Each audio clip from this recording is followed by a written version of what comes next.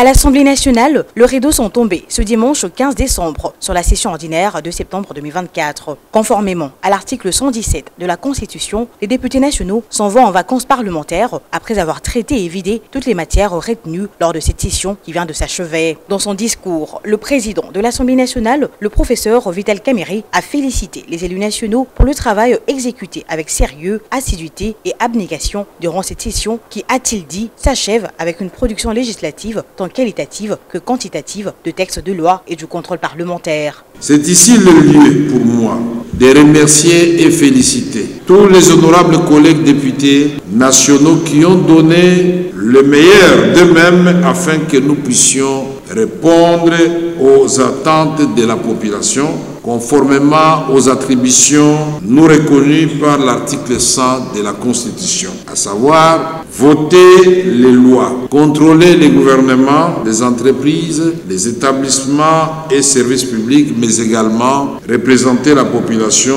notre chère population, dont le bien-être est et restera cœur de notre action parlementaire. Le speaker de la Chambre basse du Parlement les a en outre invités à saisir la quintessence du contrôle parlementaire qui n'est nullement une chasse aux sorcières ou un moyen de déstabilisation du gouvernement. Le mot du professeur Vital Kamerhe se sent également apaisanti sur la situation globale de la vie nationale en reconnaissant les efforts consentis par le chef de l'État, Félix-Antoine Tshisekedi Tshilombo, dans l'amélioration des conditions de vie de population et pour la restauration de la paix dans l'ensemble du pays et particulièrement dans sa partie est en proie à l'insécurité suite à l'agression rwandaise. Nous encourageons le président de la République à poursuivre ses efforts de la recherche de la paix. C'est dans ce contexte que nous saluons le déplacement ce jour de son Excellence Monsieur le Président de la République à Luanda, répondant à l'invitation de son homologue, son Excellence Joao Lourenço, président de la République serbe d'Angola, médiateur dans les conflits à l'est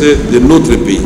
Le président de la République, son Excellence Félix Tshisekedi Tshilombo, vient de démontrer encore une fois son attachement à la restauration de la paix dans la sous-région des Grands Lacs. Avant de déclarer close de la session ordinaire de septembre 2024 aux députés nationaux, le président de l'Assemblée nationale leur a souhaité un repos mérité et un travail continu auprès de leurs bases respectives pendant ces vacances parlementaires. Signalons que bien avant la clôture solennelle de cette session qui a été essentiellement budgétaire, la représentation nationale a réexaminé et voté un rapport présenté à la suite de travaux de la commission paritaire mixte Assemblée nationale-Sénat mise en place par les présidents de deux chambres du Parlement relatif au projet de loi de finances exercice 2025. Au cours de ces travaux, il était question pour les députés nationaux et sénateurs d'aplanir trois divergences des formes et des fonds apparues lors de l'examen de ce projet de loi par le Sénat. Ces trois divergences sont notamment celles liées aux recettes, aux dépenses et enfin celles liées aux trois amendements apportés par les articles de cette loi. Les articles 17, 78 et 79 sont parvenus à une conclusion commune, renseigne le président de l'ECOFIN de l'Assemblée nationale, Guy Mafuta. Par rapport aux recettes,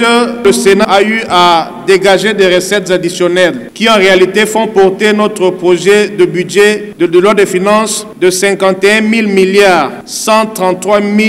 828 082 francs congolais à 51 000 milliards 553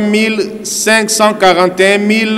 millions 670 francs congolais. Par rapport aux dépenses, également le Sénat a apporté certains amendements par rapport à la loi de finances 2025. Il s'agit notamment, honorable président, de l'enseignement, de l'éducation, de la défense et de la santé.